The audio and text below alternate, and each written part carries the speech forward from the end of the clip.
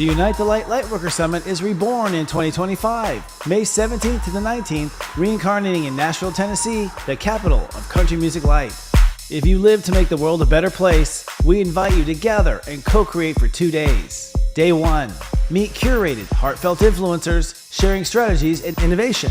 Day 2 calls for conscious conversations. Lightworker power panelists discuss industry urgent topics. And for the first time, you requested, we co-created a third day, a 36-hour, ultra-private, closed-door Whisper Summit. We call it Afterglow, where 2 or more gather, featuring high-wattage leaders of light who share unpublished career advice and trade secrets. It all takes place in the luxurious Gaylord Opryland Hotel, where you may enjoy a full spa, poolside drinks, and tasty dining. And don't miss our Honky Tonk Sumper and Step Networking event happening Saturday night. Wear cowboy attire, feast, and learn astro secrets about you and cosmic allies. Consider this an invitation. Let us celebrate our ascension at the brightest gathering of love in the world.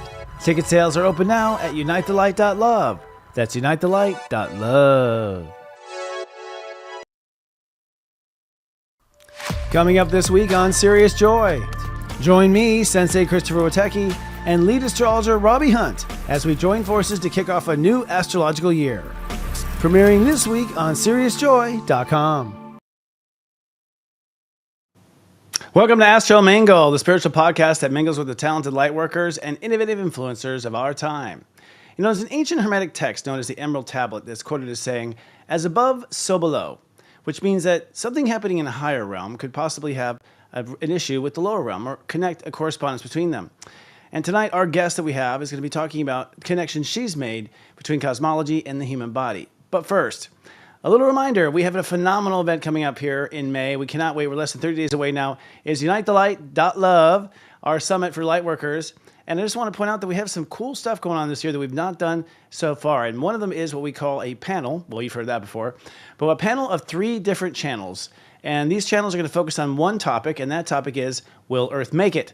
Well, I know it's a little dramatic. We actually do feel that Earth will make it, but we're interested in the opinions that these 3 people channel. In fact, what's new and innovative is we're bringing together Wendy Kennedy, who is going to be channeling the Palladian race, alien race, Rob Gautier, who's going to be channeling Archangel Metatron, and Krista Marie Miller, who's channeling Mary Magdalene. Can't get it out of my mouth today.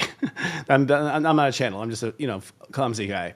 But it's interesting because we're going to have them discuss their lives and how they channel, and then they're all 3 going to go in trance at the same time, and we're going to have actually not a debate but a discussion between Mary Magdalene and Archangel and the Palladian race. We're super excited. We have a little video here to show you and tease it right here.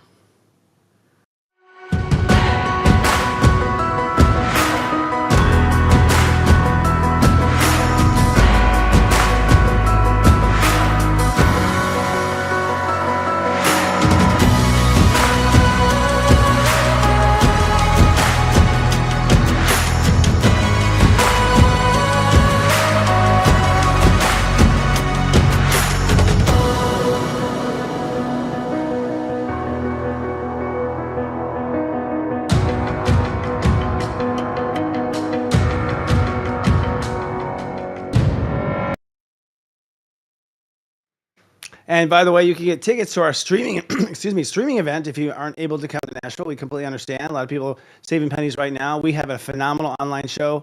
It's live television for basically 2 days, straightforward. And you can find out more and get tickets right now at unitethelight.tv, unitethelight.tv, heading your way. So can't wait to see you online. We'll do some backstage interviews and all sorts of stuff. Alrighty. Well, I am super excited because this person who's coming today is a friend of mine. We've been friends for a while now, and I love her a lot because she's a step 9 Cancer, and so I'm a 9er all the way. Gina Schatz is her name. She's a board-certified integrated bodywork therapist and educator who's been helping people live pain-free for over 30 years. She's the creator of the Schatz method, a clinically proven approach to resolving musculoskeletal pain. What's fascinating is she's developed this method through what she describes as a direct download.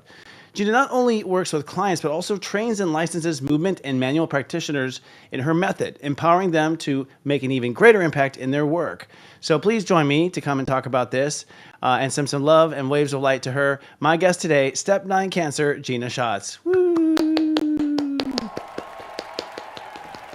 There she is. Oh, so fun. Hi, Christopher. Hi, good to see you. It's really nice to see you. It's really nice to see you too. I'm excited for you guys. This is an exciting time of year for Serious Joy. Well, we are excited. Yeah, yeah, it is exciting. I mean, it's exciting because it's my birthday, so you know what I Yeah, mean. Like, I'm happy anyways. But yes, we're happy. It's fun. We're doing neat stuff. Neat people meeting new people like yourself. It's becoming exciting. But there's never a short supply of cool light workers. I'll tell you. right. Yeah, Love totally. it. Yeah, Mhm. pardon me jumbling up your script there in the beginning. I think it's some muscular stuff in my throat. We'll have to look at later. Could be. We should Yeah. work on that. This is a 9 year. I don't know if you know that. Like Right. in numerology, and we're nines. So I thought we'd just kind of nine out for a second. How's your year going, Miss Nine? 9 out. It's actually pretty good. Yeah, Yeah, I'm me too. digging this year. Yeah, I'm moving too fast, but yeah. I didn't put that together that because we're nines, this year would also vibe, but I didn't put It's that our together. year. Every 9 years, it's our year.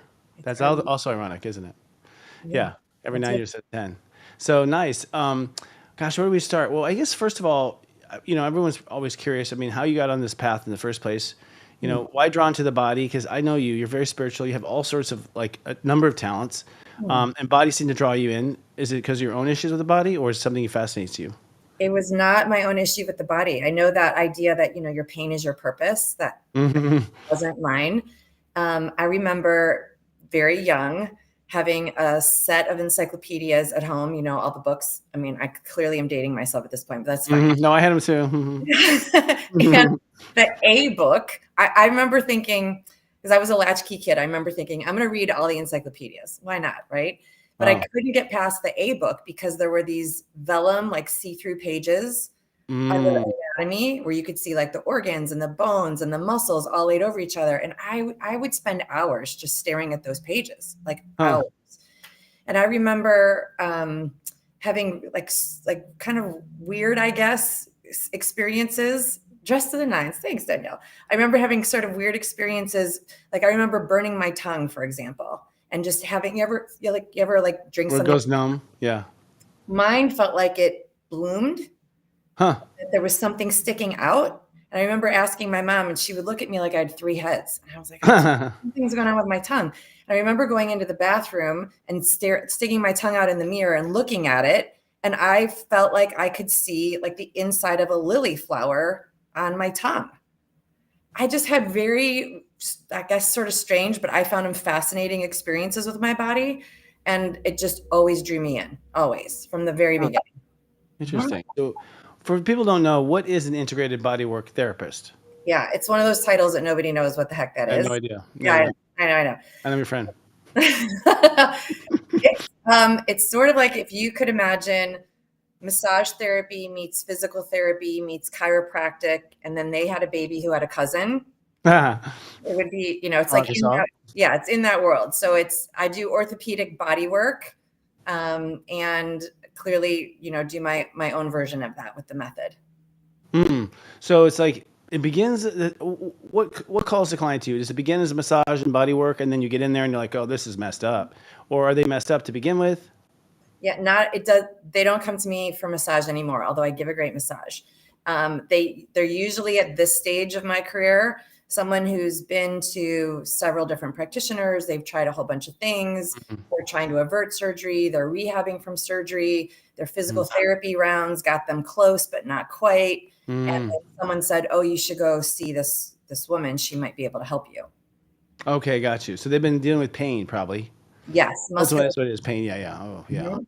God, I feel. And so they end up finding you or finding someone that you have helped train, or I Mhm. get correct. And then from that point on, what kind of a process is it? I mean, without giving away the whole method, Yeah. but like, it's a discovery process, I assume, or is there? It is a discovery process, and part of the intake is like most important. And I do teach my practitioners that the intake is where all the gold is. And at this Mm. point, I'm happy to say that my average is less than 4 sessions, or not more than 4 sessions, and I can usually remedy whatever the issue is that the patient presented with. Wow, four or less. Mhm. Something. And so that's it. They're remedied, or they come back to re-injure. That's one of the things I'm wondering too, because it seems like I have friends who they're healed, they're not. It's like it seems like on and off forever. Right. And Like, oh, yes, and that's what I'm trying to like eradicate, the on and off thing, the Groundhog's Day way of yeah. working, the, repeat, we got it close, but we didn't quite finish it. That's all got to stop. And if someone comes with a specific issue, like a shoulder, a hip, or a knee, that's the issue. But then they live life, and then the next thing happens, and then there might be something else that their body experiences. Like I am in the business, and I just had a pretty major injury. I fell down the stairs and broke a bone, and I'm like, oh, okay, this sucks. And how am I going to get better? But I didn't. It's not like the work didn't heal me. It's that now life presented something new in my body, and I get to go manage that. And I did actually. It was my own practitioners that got me out of that mess. Wow. Okay. In 4 or less? I'm just kidding. Actually, yes. Wow, that's amazing. That's great. Yeah. Wow, that's Yeah. great. So you've referred to the body as an oracle itself. What do you mean by that? I love it. I love the question. I believe that this vessel is the most magical work of art that exists. Oh, this is intense. The most magical work of art that exists. I find that in the work that I do, most people have a disconnected or even an adversarial relationship with their body. And I think that it's the opposite. I think that this has all the answers that we're looking for, from the way to understand how we deal with each other, the way we should move through the world, and should sort of a strong word. I just feel like there's so many answers about life in this vessel. And the more we know about it, the more those answers are revealed. So I like to look at the body like an oracle, because whenever I'm still looking for an answer for something, I go back to the physiology, like how am I built? How is this whole thing curated? And then there's my answer. And so do you find that everything presents in the body, everything? It's not that everything presents in the body. It's when I think about the oracle, I think that the answers to what I'm looking for are in the body. Okay. Can I give you an example? Yeah, please do. Okay. So easy example, the heart as an organ, we all know our heart. It's got 4 chambers. It's got a bunch of valves. It's got its own type of muscle. It's wired from the brain. It's magical, right? It's the centrifuge of blood, which is the healing agent in the body, like this magical organ that sits right in the center of our chest. Love this. Amazing. And pause. Second organ, lungs. There's 2 of them. They've got lobes. They're made out of different tissue. They do different things. They interface with the outside world. They bring oxygen in so that we could stay alive. Beautiful organ also on its own. However, those 2 organs, as uniquely beautiful as they each are, absolutely require each other to keep this vessel alive. So to me, that's the perfect definition of interdependence. So for those of us who have like codependence in our background, or we're dependent or not independent enough, like what are we supposed to be? Independent, dependent, codependent? No, interdependent. Beautifully, magically independent on our own and interdependent on each other to thrive. Okay. So you're saying that, yeah, God built the body perfectly and has all the answers to all of life, basically in that body. That's fascinating. Yeah. I find that whenever I dig deep in anything like that, I tend to find that true, but I don't go as deep as you do. Nor did I do that part of the Encyclopedia A. I didn't like the A book. No? No. Astrology was in the A book. That's true. That's way before I discovered Linda Goodman. But yeah. Yeah. But I do remember those pages. It was very cool. Yeah. I find that, I do find that God's wisdom seems to be in everything, when you dive into it. It's amazing. I agree. And even with the planets, I have a similar cosmology, I guess, where it's an oracle, and I go, like the sun is the center of the solar system. And so it represents the heart. And that tells me that the heart is the center of everything, and everything should revolve around the heart, and it should be the number one important thing. So same kind of logic. I love it. So you speak to organs, basically. You talk to organs. How do they speak to you? I would call it more clairsentient. Like I can just sense things, and I can hear, but not necessarily in words when it's about the body. And the body always presents as if it's got a running dialogue. So like when I'm referring to muscles, for example, which I predominantly work with muscles, connective tissue, et cetera, they always have a gender. They always have a personality, more importantly. They always have like a story to tell or shenanigans that they're up to. And I feel like I'm in, sort of like a running dialogue with them. And I'm like, oh, I get you. Okay, this is what you got going on. This is what you need. Okay, cool. Well, how about if we do that? How do you like that? Do you like that? So I just feel like I'm always in relationship with a particular muscle and what it's up to. That's fascinating. So, like, what are abs like? Usually Because to me, they sleepy. tend to scream. They scream at me. They hate me. They fucking hate me. They don't want to do the work ever, and then when they do, they scream. It's like, oh my god. I Yeah, think they're abs and I usually don't get along well. Yeah. they're usually, oh, I love that, the we go. Yeah, it is the we go. It's like a connection for sure. Abs are typically sleepy. Um, Okay. They seem yeah, to be. yeah, just honestly, and I don't think that they need to be. So that's the other piece of it, that I just had a sense of how the body was designed was flawless. And if I just could learn exactly how it was structured Mm-hmm. and how that structure came to be, like there's always a reason for everything. And then if I could clearly understand what that structure was about and what it was meant to do, then I would always be able to return the body back to that design. And the Mm-hmm. more I learned about that structure, the more it made sense to me. So, as an example, our spine has 4 curves in it. Most people are like, okay, great, 4 curves. Except Yeah. that when I see the spine, it's like a happy seahorse, and it's how we are buoyant across the earth. So, if we want to be buoyant the way we move across the earth, there's got to be something about those 4 curves that needs to be established or restored. And then that made sense. Mm-hmm. And the base of our spine is called our sacrum. I didn't name it that, but that translates in Latin to mean sacred. Well, somebody smarter than me figured out that that was the sacred bone of the body. Why? Well, the more I looked at that architecture, the more I could recognize the way it connects with the 2 parts of the skeleton and the way it's based in the pelvis and what it does and what relies on it. It absolutely affects the entire structure of the body. And architecture of cathedrals are mimicked after the design of the sacrum. Okay, then that makes sense. So then does that mean that God's inside my body? Yeah, it does. And it also means that that bone's super important to the work that I do because it's got this central hub of sacredness, and that means it affects all the other structures in the body. So the more I learned about the design, the more I could understand what my role was in the rehabbing of it and restoring it out of pain. So the body wants to go back to the way it was because they say the body adapts, which it does, but really it That's doesn't want to, huh? It doesn't want to. It wants to rather stay where it was. It's kind of both. And I talk about this a lot when it comes to, when I'm training practitioners and it comes to symptoms, because a lot of times practitioners will want to just go right to the symptom, and or a person who owns the body, a client, will complain about the symptoms. Totally understood. Except that by the time those symptoms are present, the body's already adapted, as you said, many, many times as a friend to try to not express pain. By the time it is expressing pain, that's really the time to be reverent. It's like any other relationship that you have with any other person. By the time they're upset, they've probably been trying to navigate that for a bit with you, right? Like in relationship with you. So we don't want to be in an adversarial relationship with our body, even when it's expressing pain. We want to recognize that it has adapted. It really already has tried to not express pain. So isn't that lovely? Isn't that lovely that it's been Oh, my sweet. friend? And then how can I show up with compassion and then meeting it where it's at instead of being dismissive or disappointed or victimized or all the things that we do when pain presents. It's funny. You bring up an interesting point. Like, ash to ashes, dust to dust. It's like, I pretty much had the attitude that my body was just like a bunch of clay that was thrown together for me just to use as a suit.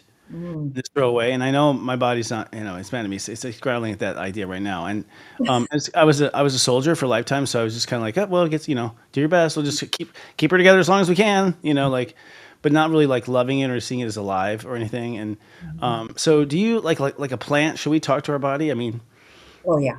okay. So, do you have your own ritual like that?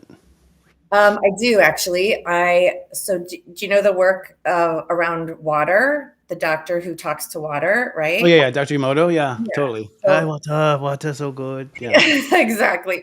So I remember first hearing about his work, I don't know, like early 2000s maybe. hmm And I thought, all right, well, I'm open to anything. I'll try it once. And if it works, I'll do it twice. If it doesn't, then no harm, no foul. And I remember doing an experiment with myself in the mirror for 4 days. And I would say, sort of like ugly things about, just like you're ugly. Blah, blah, blah. And I'm not kidding you. By the end of that week, my coloring looked different. My face looked Oh, sallow. I was like, wait, am I making this up? Maybe I just had a rough week. And then I literally flipped the script. Like I was talking to a different body of water, like Dr. Emoto talked to 2 different jars. And all of a sudden, like my eyes started to sparkle. I was getting compliments like after 4 days. And the Wow. reason is like, we're mostly water. We're like more than 70% water. So of course, if that experiment is true and we believe it, and why wouldn't we? He's got the evidence. Then this is the water container too. And how are we talking to it? Are we even talking to it? Are we just ignoring it? The most magical piece of art that God's ever made. Are we just ignoring it? Yes. Yeah, well, we are. Well, the body too seems to be conscious on its own too, on top of the water. I think for sure. the water's like the blood. I don't know.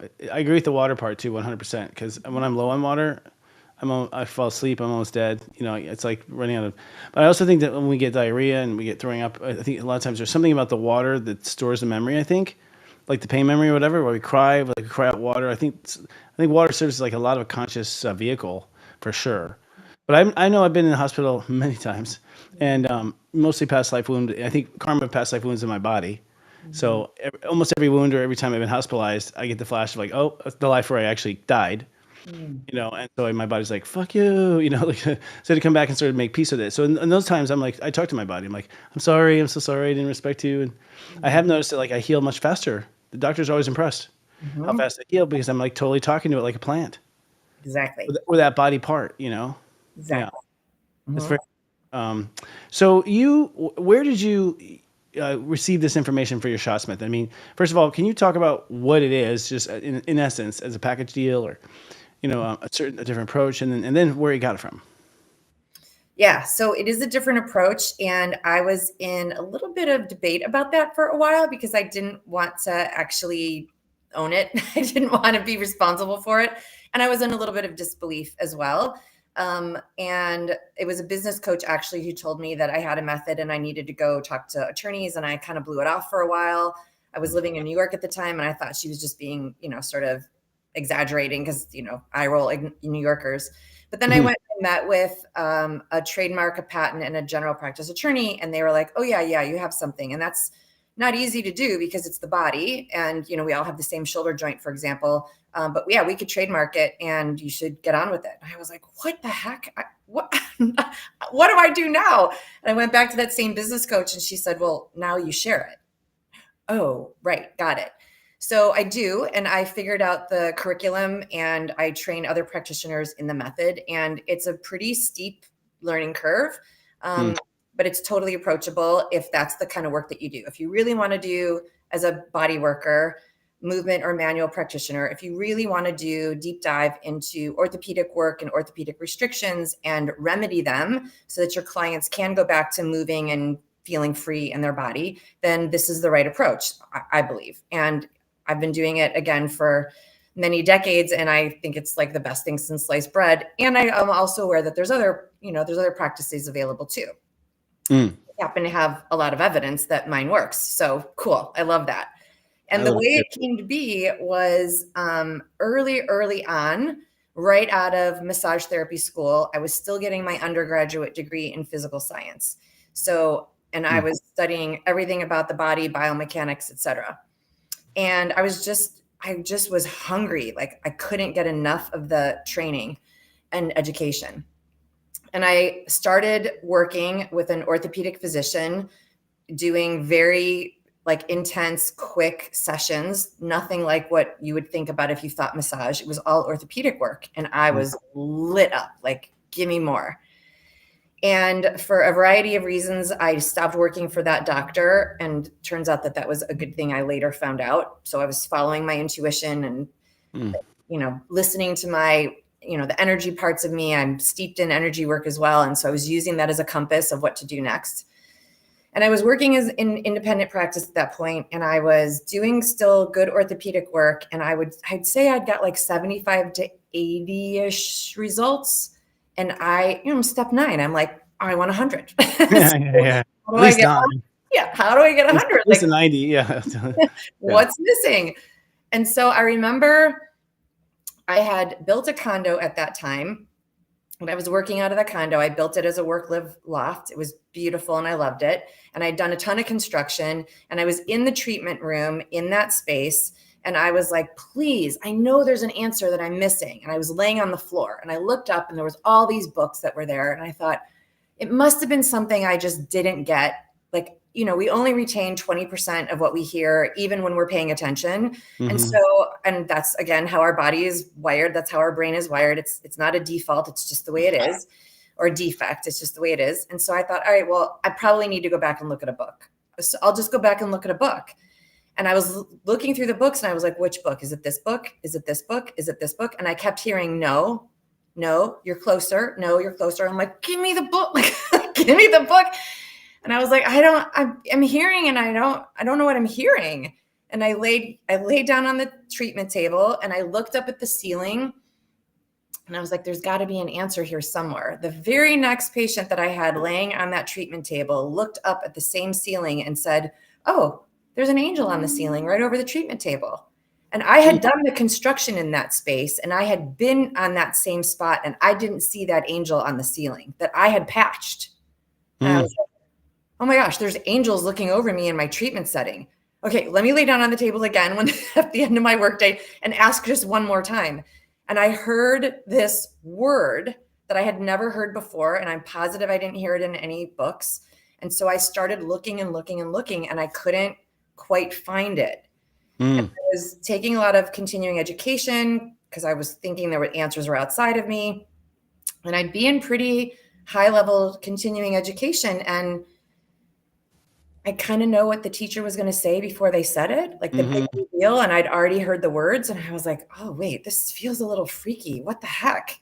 And actually, I didn't recognize that I had received the method on a download until I heard you say that you heard the step system on a download. And I was like, oh, that's what it was. That's exactly what it was. I just kept getting information and I was hungry for more. And I just synthesized something that I didn't know where I got it from. I got it on download. Clearly, you taught me that. Totally. Yeah. And like you feel, it's a weird experience, don't you think? I mean, there's nothing like it. The download comes because it literally is, it's not like getting an idea.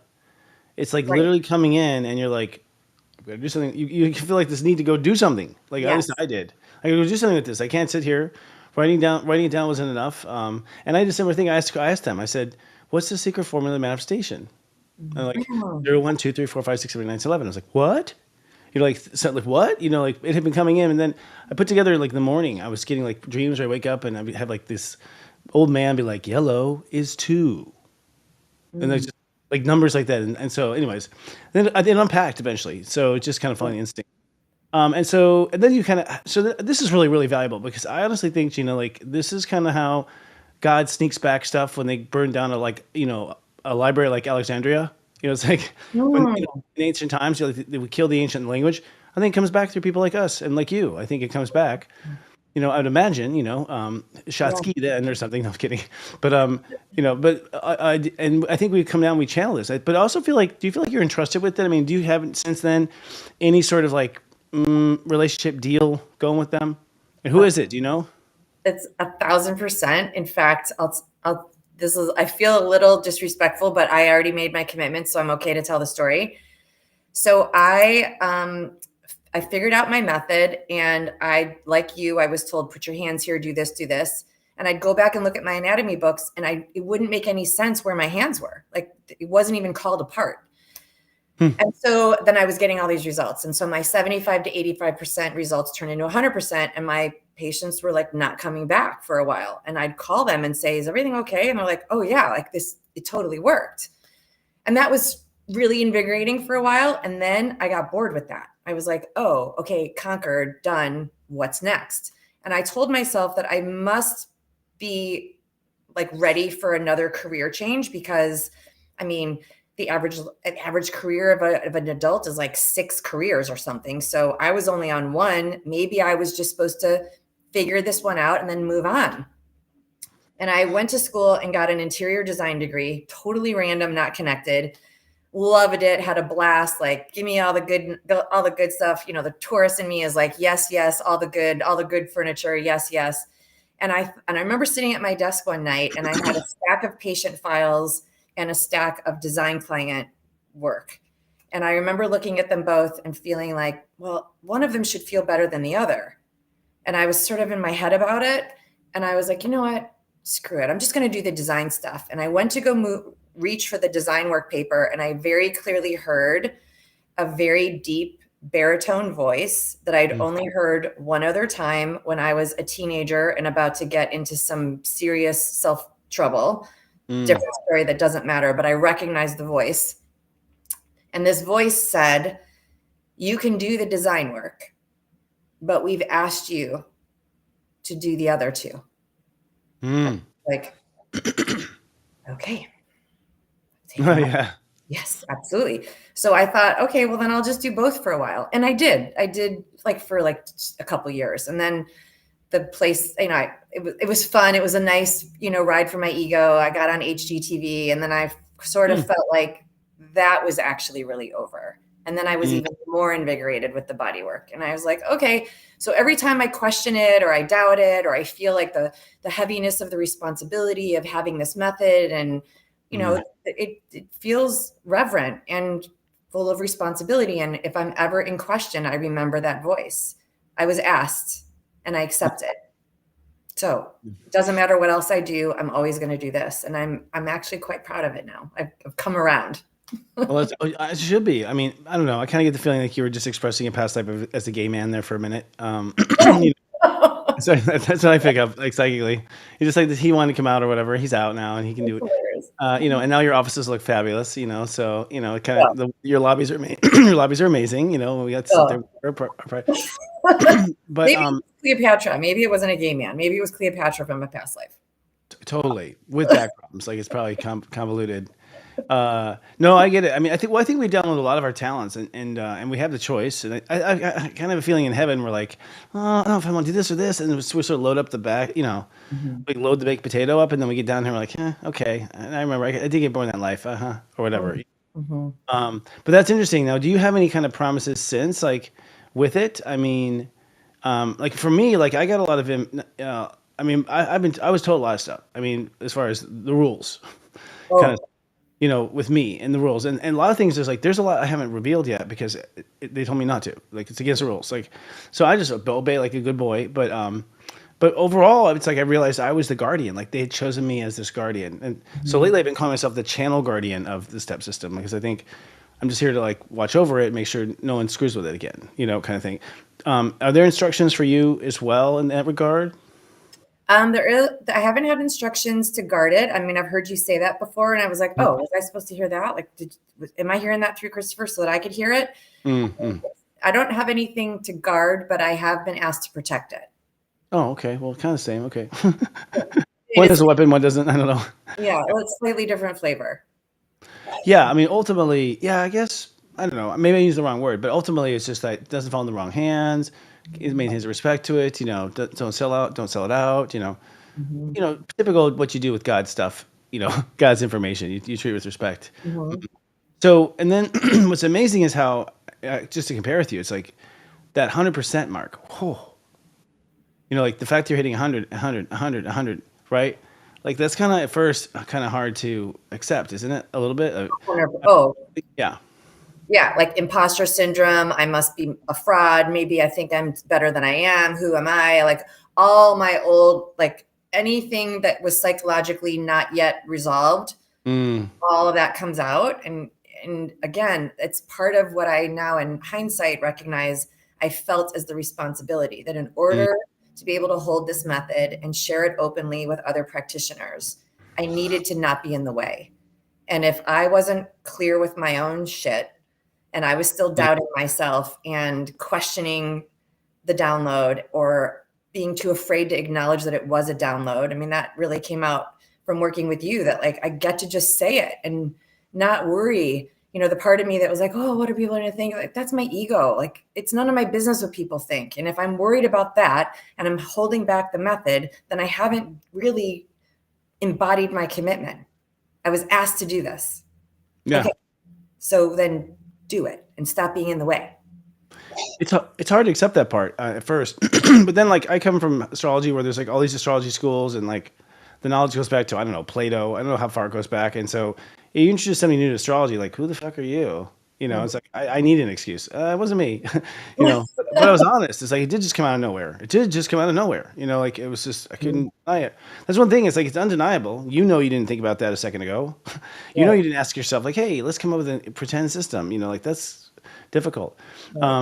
What about the fact that, so body workers tend to get worn out, right? I mean, that's the thing. I always worry about.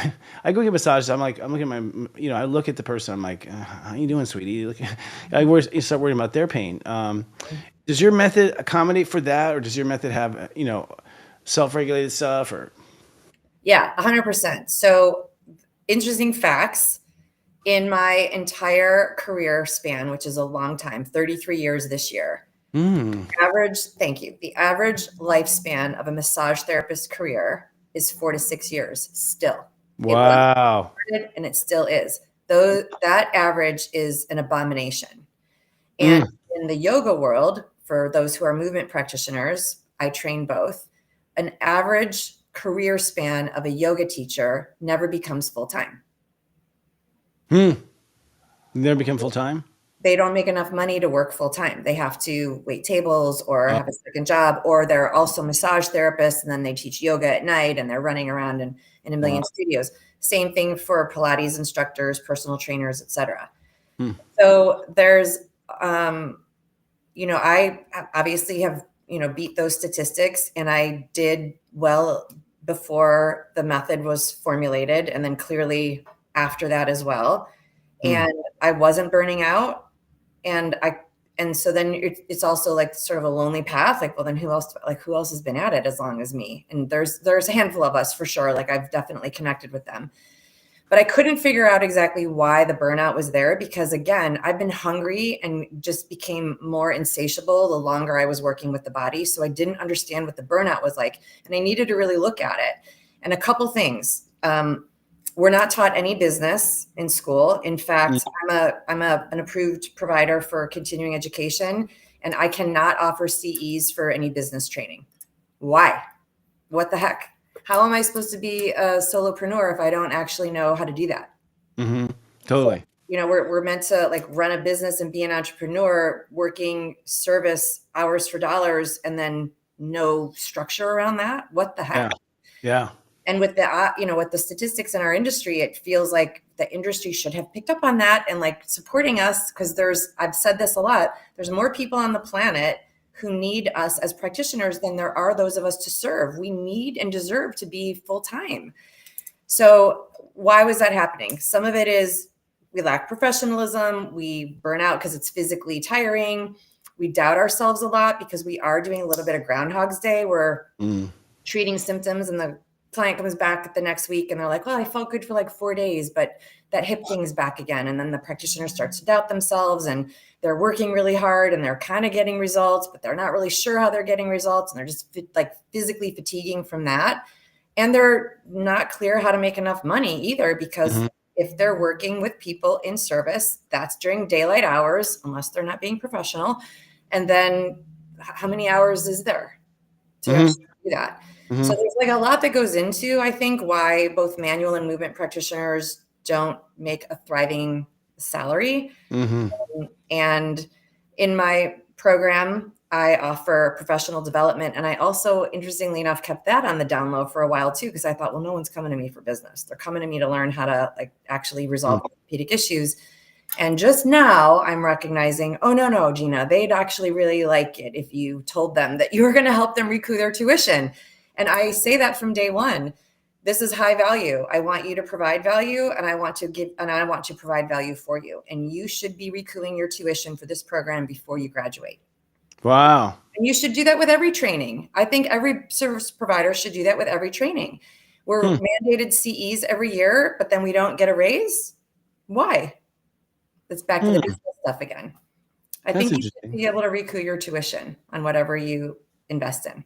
Just gave me an idea. That's cool. Thank you. Oh, good. They're going to start step trading soon, like step start. So I was just thinking that's interesting stuff. That's very interesting.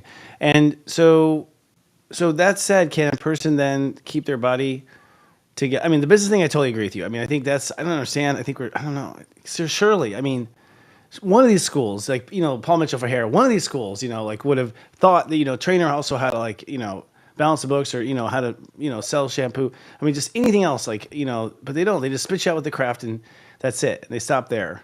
I mean, I go. My mom was all hair, so I know the hair stuff, but Mhm. I'm not surprised. It's crazy that way. And my son went through it actually. He went, I already knew when he started. He's like, Dad, I want to be a massage therapist. I'm like, this would cost me $20,000, and it's gonna last 5 days. I know it, but I did it anyways, and I And was right. oh, darn it. He took all the classes. He loved being around the girls and all this stuff. But then when he got to like getting his hours in and all that stuff, he's like, it's a lot of work. I'm like, yes, it is. Mhm. But I see it's a lot of work actually. I mean, and you're right. Is there a functioning formula in a sense of as far as like the practitioner also putting on other skill sets that are not always working on the body 24/7, like adding more to the business component, or do you think what's a healthy? Let's put it this way: what's a healthy practitioner schedule? How many hours a week is that? Oh, I think that's completely unique to the practitioner. Mm, Not all practitioners charge the same amount. Not all of them offer the same. yeah. There's a lot of talk in the massage therapy industry, for example, between those of us who do orthopedic work and those of us who do spa work, and why can't we all be the same? And should we share the same title? And isn't that confusing to the consumer? And yes, to all of that. So I think it's unique and individual, which again just stresses this idea that unless there's a business mind in addition to the skill, then Yeah. how are you going to structure that? How are you going to structure that? I think, that's the step 11 of it. Like, how are you going to make this thing all come together? Oh, you just made me feel good there. You're right. It's not there. There's no integrity. And actually, that's one of the reasons why I'm thinking about getting together for Night the Light and stuff like that. It's like, industry, we got to start talking. We can't just be this fringe stuff anymore, because even if we all agree to like what a base price would be, that would help everyone. You know what I mean? Like there are standards, right? And there's also like Disney and these big corporations are just hiring, I guess slave labor, slave massage labor, where people are just like massaging one vacationer after another, right? And that kind of distorts the whole field too, in some regards, right? Absolutely. Yeah, it's convoluted that way. I would think if I was in that practice, I would think that I would have to like, do readings, like do like kind of like go around the circle and give myself a break and have other two things I do or something, just to keep myself rotating. I would Mm. think, yeah, Yeah, again, I think there's a lot of freedom in it because you can create what you want, but you need to know how to create that yeah, and or at least have a model of that. And with a wide spectrum in the industry, both manual and movement practitioners, there's so many options that I think we sometimes believe that the answer is outside of us. And so we should go look outside instead of knowing what that is inside. And then where's the balance in that? And none of that has to do with the body work, actually. mm, A yeah, whole extra, sort of side consideration. yeah. So yeah, and I don't even think so. This is the other part that I do believe. I've taken a ton of business coaching because again, I recognize that there was this gap. My first business coach was $26,000 for the year. When I Wow. said that to massage therapists, they're like, "You're insane." Am I? Because none of us got any business training. So what if that was just amortized over the length of time I've been in business? Then is it that expensive? I mean, and that's a business mind answering that question, right? So Yeah, like yeah. even the conversation was a little bit shy. But anyway, I remember the last business coach I worked with, not the first one. I remember her saying that she made, I think, 7 or 8 figures or something. And that's like great for her, awesome. Not everybody aspires for that, but whether you do or don't, everybody aspires to thrive, not just be in survival all the freaking time. And what she said was, look, I could give you the exact blueprint, step by step by step, of everything that I do as a business coach that I used to build my business to this level. And you could also probably find some YouTube videos to confirm step by step by step exactly what I do. It's not a secret. She's like, but here's the question that I really want you to consider. Why is it, she said, that some of my clients have also doubled and tripled their income with that system, and some of them have not?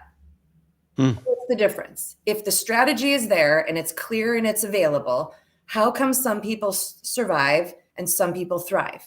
Why? And I was like, well, I don't actually know the answer to that question. And what I realized was she said, it's your mindset. mm, It's your mindset. It's what you know. It's how you think about it. It's not is there a standardized rate in the industry? It's how do you think about that standardized rate? If you're still squeamish about asking for what you're worth, and you still don't have a cancellation policy, and your client cancels again, and that's an hour of your time that you don't get paid for, and you're somehow not cool with that, that's a you thing. That's not an industry standard thing. Yeah. So that's the personal work that has to be done, and we don't get that in our CEs. Indeed. Same with astrologers, you know. Yeah. Yeah. I mean, I always say, I think you have to start off, you have to start with some sort of a barter system at first in astrology, because you just, I don't know, if you're like me, you don't want to make sure to give them something valuable. You just don't know. You need them as a guinea pig. You need them. So I'm like, look, I'm using you as a guinea pig. So you get the reading for free. Chances are I'm going to talk you to jumping off a bridge. I don't know. Right. So, but over time, then they get stuck on that. They can't get out of that. And so, and I'm always like, okay, well then, so I tell them, like, then you go to trades. That's the next step before money, like trade. Buy me dinner, make me this, do me that, pick up my kids, whatever. Start doing trades for stuff. And so I think you just slowly build up to that value. But then you get to a point where, and I think you've seen this too, I got to a point where I was like, ridiculous, like $200, $300 an hour, wealthy people who would buy 2 hours, so it'd be like $600 or $700 reading. And they just didn't respect my work that much. Like, as much as like the people more in the middle class. So it's like, you get to where money is no object to them. And I felt like they weren't listening. And people I was giving it to, I felt they weren't listening. So it's like this, like kind of this Goldilocks spot, this Goldilocks zone, I think, where you feel like you're being respected and you get trade and whatnot. Yeah. To do that.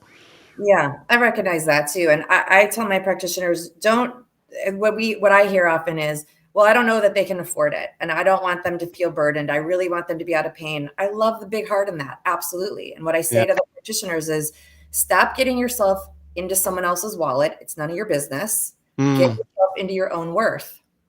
Yeah. Oh, totally. Yeah. And do you have recommendations on that? I mean, I happen to know Gina's chart. She's got some badass Grandmaster Taurus stuff in her. So I'm squeezing this out. So how does the person build their worth, you think?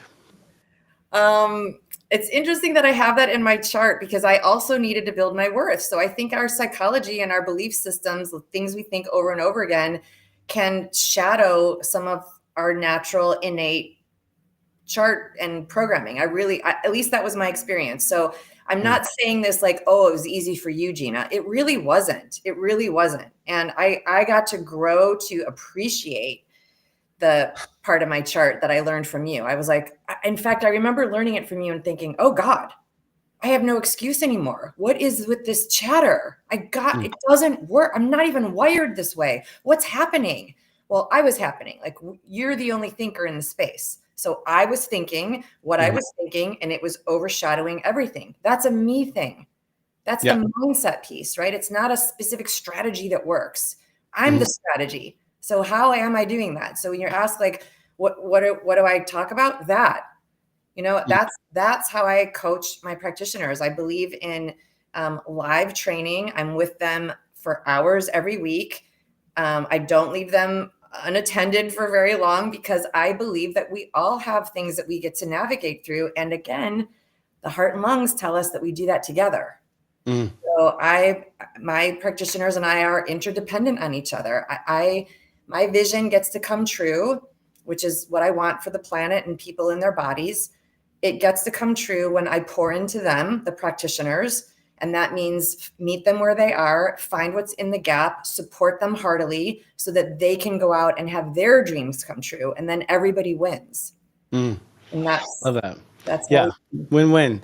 And I find, when it comes to expert, honestly, when a person's an expert at something, like usually like truly an expert, the chart's like, this person's a grandmaster, and you are a grandmaster. I think it's Saturn at 19 degrees Taurus, if I'm not mistaken. That's a grandmaster of business. Usually they inside themselves feel always not enough. The experts, the people who are super strong never feel strong. The people who are super smart never feel smart. It's like, and I think that drive, it's like, maybe it's a gamey play, or maybe that's what got you to that, but like, or maybe it's how you got there. It's that past life memory thing where you're like remembering like the struggle you had. So maybe like we were feeling that doubting Thomas or whatever, that was the struggle you had for lifetimes that got you to your expertise. And finally you just remember, like, wait a second, actually we realized we were better than everyone. That's right. Like kind of a memory realization. But I find the experts, and here's the other thing too, quite often a person's greatest talent is what they use to sabotage themselves. So Mm. usually people choke themselves with their own talent, which is really interesting. Like for instance, healers will always manifest illness, always. Like they'll manifest illness. It's like them using the healing power against themselves. And they're like, if you have health issues, like you're a health expert, actually. What the fuck, Mm. And they're like, I am. I'm like, yeah. Just all you do is just turn around and just quit. Stop hating yourself. Stop it. And so people don't realize it, but quite often that's the case. Mm. It's people who don't think about it at all. Those are the idiots. Like it's not on the mind. It's interesting. Now, do you connect astrology in the body or, esoteric in the body? Are you putting these like putting out your own like Gina map together? Are we gonna have like encyclopedias with Gina stuff in there one day? Maybe, That'd be maybe. cool. Yay. I listen to the pep talk every single day, and Oh. the step system is what makes the most sense to me. And of all the astrology ever, I told you that when we first met, that it was a friend of mine who said, "I want you to come see this guy. He's coming to town, and just trust me." And I was like, "Sure." And I was like, "Whoa, whoa, too much, too much. Give me more, give me more." So it really resonated and made sense to me for a lot of reasons. And so I think about the step system a lot. And I don't quite have a parallel there, but even interestingly enough, today I was thinking, so my next project is to put an oracle deck together with Ooh.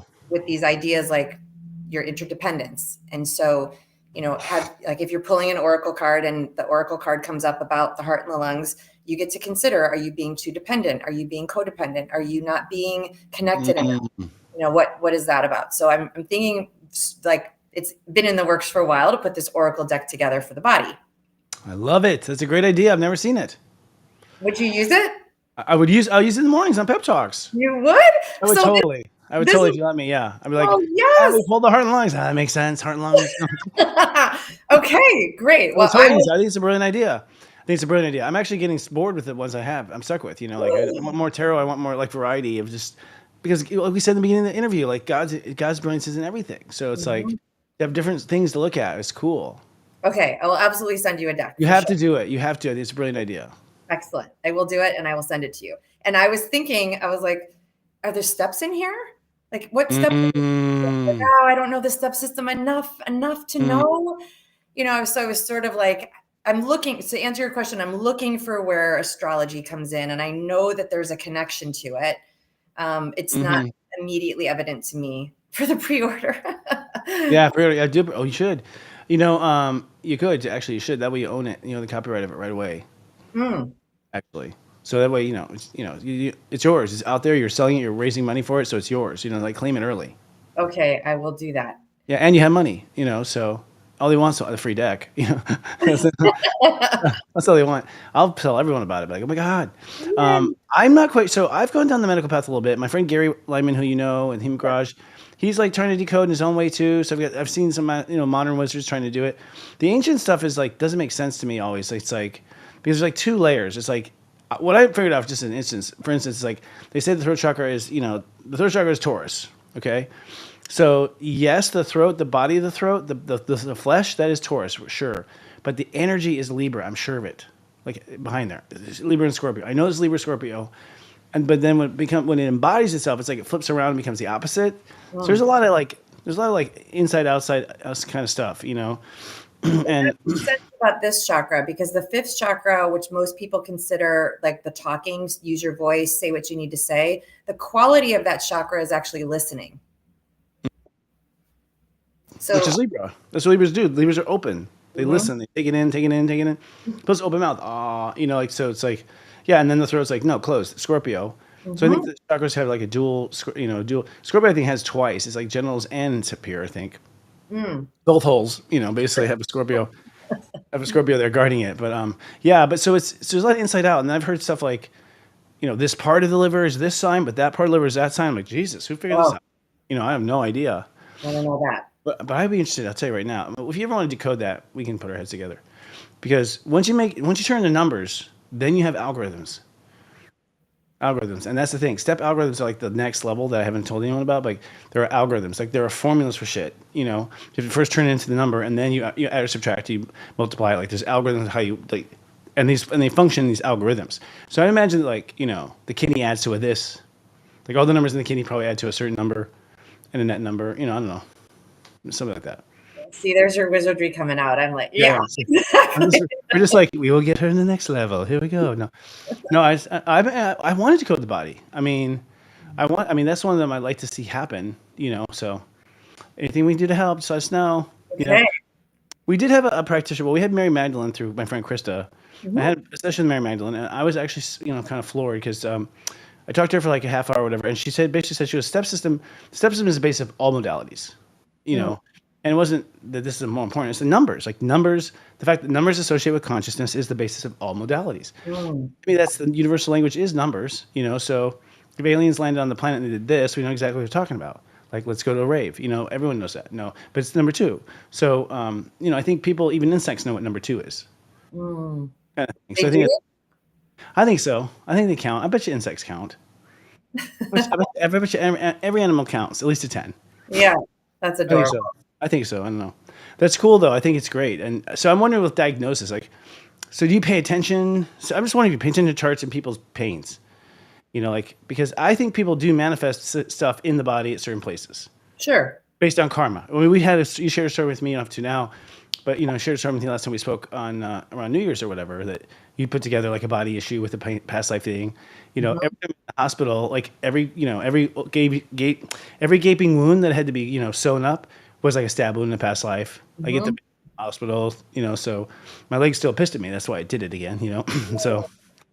Yeah, I've been piecing that all together using your training, because I would say it was this time last year I didn't believe so much in past lives.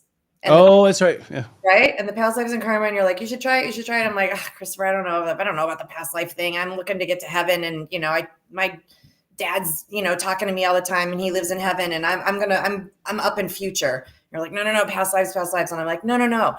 And then I thought about it, and you showed me something in my chart, and it was sort of unmistakable. So I was like, okay, I'll do past lives and karma. Amazing program, highly recommend that. If you guys haven't done it yet, you should do it if it's available. Thank you. So yeah, absolutely. And so when I did have an injury just before Christmas, I fell down the stairs, pretty bad fall. And immediately I could tell that it was old. And I don't need to go into all the details about it, but I used to always be afraid since I was a little kid of guillotines. What? I've never seen one. What the heck? Like this is like an irrational fear. But that's what we before we knew about past lives. It's an irrational fear. And this injury that I had falling down the stairs, I had pretty badly damaged my neck and my head. And the doctor that I went to was like, you should be careful. You could decapitate yourself. And I was like, who says that? Yeah, a doctor much less. What the hell? And he was using that phrasing to alert me, because he's like, I gotta be careful with you. You know just enough that you're gonna go home and try something, because I'm a body worker. And I don't want you fraying your spinal cord and like paralyzing yourself. I need to alert you, like, don't go home and screw around. And he was right. I would have probably gone home and like tried a maneuver or something. And so luckily he said that to alert me into like, don't screw around, go directly to the emergency room, don't pass go. And I was sitting in the emergency room. I'm like, I actually had been afraid of being like beheaded since I was Oh, this must be the past life Christopher was talking about. That's kind of cool. Wait, is this cool? This doesn't feel cool right now, but it was now that I'm on the other side of it, it's very cool. So I feel like, okay. And you said something specific. You said it's not what happened at the time in the past life. It's how you handled it afterward. And I was like, that was the turning point for me, because I was getting afraid in this lifetime. And I was like, oh no, you've already been afraid. You're good. I'm not this is not how the story ends this time. I'm good. I mean, you had like a fraction of a second to process it, and your head was gone. You know what I mean? Like, so it's like you have to come back and like process it. I think I'm sure of it. That's what part of karma is. It's unprocessed trauma. Yeah. And I did have a flashback that for a split second in the past, this is too gory, but No, it's cool. It's cool. Go ahead. I did have a flashback that in the past life, I had a split second of awareness that my head was no longer attached before the lights went out. Wow. Like, who makes that stuff up? Gina, you're losing your mind. And I'm like, I don't think I'm losing. I feel like I'm losing my mind, but this has just got to be a past life thing. And then I talked to you on the phone and you're like, oh yeah. Yeah. I Okay. had actually recently heard another story similar, and I was like, "Oh my god, it reminds me of Gina Schatz's story," but I can't remember what it was. But they similar thing where they had like they cut their head off. Their head was cut off, but it was I think it was one of these. It was before guillotines, and you had to work to hard labor to cut off a head. And but they too also had the same memory of like they felt it cut off, and they're like, "Huh," and then they're gone. Like it's like a huh, and they said there was no pain. There's no pain. Like it was so No, fast, there was no pain. no, Yeah. I don't remember any pain. I just remember the awareness of like, wow, this feels kind of like that feeling I had in my tongue. Like, this is a weird feeling. What's this? And then Yeah. boom, lights went out. There's a lot of talk about how people like die in plane. I mean, we're never getting morbid here, but might as well. Who die in plane crashes, all that stuff. Like, there's no pain. Like, apparently, like God takes away the pain, so you don't have to suffer that bad. And I keep hearing that over and over again. Like, as people are waking up to these moments, because I think with the ascension of the Earth, it's literally just starting to wake up. And so, people who just never saw it before are now seeing this stuff, paying attention, they're noticing and putting together patterns, and we're starting to notice like common ground. Like, if you're going to die brutally, it seems like you actually are spared the pain most of the Yeah. time, unless it's like a slow torture thing. That's mafia. That's different. Yeah. And I hear you that, God takes away the pain. And I also believe that God made us so that we are the embodiment. And so we're Mhm. also doing that too. We're not like helpless to some source outside of us. We are Yes, the source. We are the source. So we're taking care of it too. Again, like be friends with your body. It's the same yes, I way. know. What's the best way to be friends with your body? I Mm. should start. I mean, I've Anytime. been okay. All right. What's Start that? today. No times. Okay. Okay. Yeah. Yeah. I just one step, but okay. We'll start with just being nice. Well, you have a money thing for us, right? Like, Gina's really good with money, y'all. She's really good with money. I'll just tell you right now. Mm. I give you credit. Like, she taught me a lot. You taught me a lot working with you about money, and I'm a Taurus. But I've never been about the money. I got Pluto in the second, so I haven't really cared about it as much. Like, don't sound like I just didn't. I didn't like Monopoly. I didn't like owning all Boardwalk. Like it just wasn't fun as a kid. But Mm. she taught me some shit, and I was like, oh, that's how you do it. Mm. So what is your money types mini course? That's cool. Yeah, I thought it would be fun for light workers because we all get to find our value and make enough money and feel good about that. And one of the first places I run practitioners who are in my training program through is the money type course. And so the money type is how you are in relationship to money. And most of us never even consider that. I didn't consider it for a while. And the relationship that we have with money and how we personally vibe with money matters. And if we don't know what that type is, then how do we know how we're vibing? So I just put this mini course together. It's a 30-minute workshop video that you could hear me talk through how to do it. And there's worksheets that go with it. You can journal it out and find out what your money type is and how that has been affecting you and maybe shed some light. And so you can turn the money story back into a winning story. I might do this tonight, actually. Okay. Seriously, I need to get more look at it. I have Jupiter in my second right now, so I mean, literally, it's about money right now. Hmm. And for Tauruses, all Tauruses, you too. Jupiter's in your second too, Missy. Don't you have a Taurus rising? Yeah. I do have a Taurus Yeah, rising. so Jupiter's in your second or close. Yeah, see, we both do because my Taurus sun and yours Taurus rising. Yeah, so Taurus sun, Taurus risings, we're actually back to the basics of money again. Like, that's what we're so allegedly good at. But it's like, but I've been like trying to download like, okay, there's got to be another way. Like just there's got to be another structure to it. I've been having the mad scientist kind of stuff, so I'll take a look at it. Let you know. Okay, it's fun. It's a starting point, and Yeah, then there's more to go if you want to do that. But this is a great place to start because you just get to see yourself. Just see yourself. totally. And I gotta say, y'all, I just if I may, Gina, it's like money's a good thing. Like Oh gosh. it's people. It's just like guns. It's like assholes become assholes with money. Money doesn't make you an asshole. What I mean? Like there's a certain kind of personality does that. But I've got a clear message from God Universe. Like, no, this is a sandbox. You're supposed to make big castles and then leave them behind. That's the thing. Don't leave them to your spoiled kids. You're supposed to leave it behind and give it back. So there's that part of it. But we are meant to build things and throw it away and have lots of money and put it back. And that's just part of the fun of being on Earth. Absolutely. Yeah, we live in an abundant universe. Yeah. So if you look outside at any tree, the tree goes through its regeneration and nothing stops it from growing more leaves next year. That throws them away. Yes, you're right. So why are we It getting throws them all away. You're right. That's brilliant. yeah. Yeah, so true. So Oh my God. the answers are there. It's not doesn't have to be so heady. It's obvious and it's around us and it's Yeah, in us too. Our cells are regenerating as well. it's true. It's So true. why are we not then using that physiology to be like, oh, this is the obvious path I'm supposed to be generating. Yes. Yeah, totally. And why does a fish lay 1,000 eggs? Come on. That's a lot of eggs. Right? A lot of babies. Surely God has a plan for all those babies. You know what I mean? Like, I have no intel on fish. I'm only on the human apparatus at this point, but I believe, yes, fish and eggs for sure.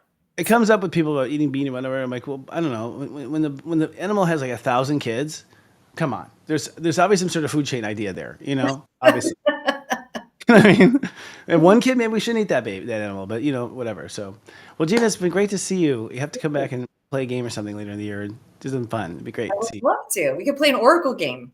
Oh, yes, come back for your oral deck. Oh my God, I'll totally get that thing together. I'm ready to sell it for you. Oh my gosh, I'm ready to sell it for you. I think it'd be great. Yeah.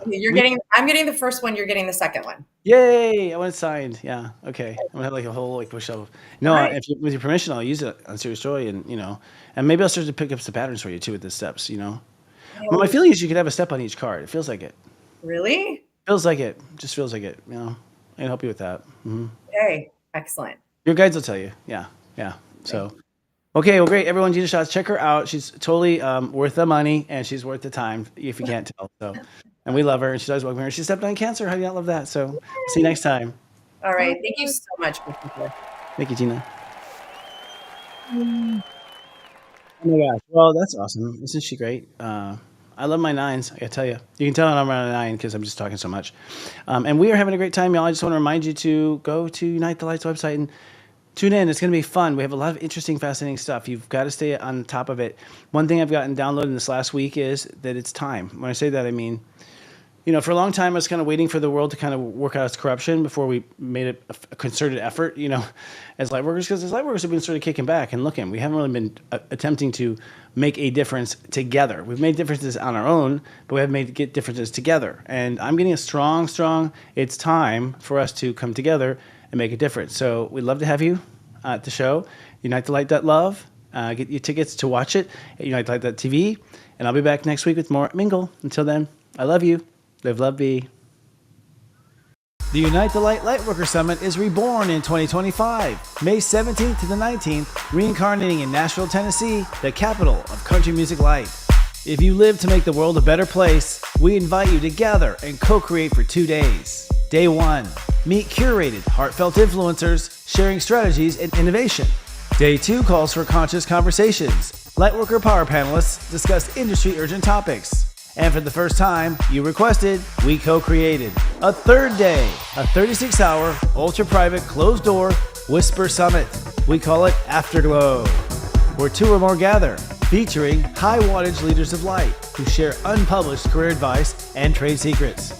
It all takes place in the luxurious Gaylord Opryland Hotel, where you may enjoy a full spa, poolside drinks, and tasty dining. And don't miss our Honky Tonk Sumper and Step Networking event happening Saturday night. Wear cowboy attire, feast, and learn astro secrets about you and cosmic allies. Consider this an invitation. Let us celebrate our ascension at the brightest gathering of love in the world. Ticket sales are open now at unitethelight.love. That's unitethelight.love. Unite the Light is coming to Nashville, and we're honored to support these local conscious businesses. Join our growing list of high-vibing Nashville sponsors and receive special discounts, incentives, and advertising extras while promoting your light to our attendees. Contact Jenny at adintuitive.com to get started.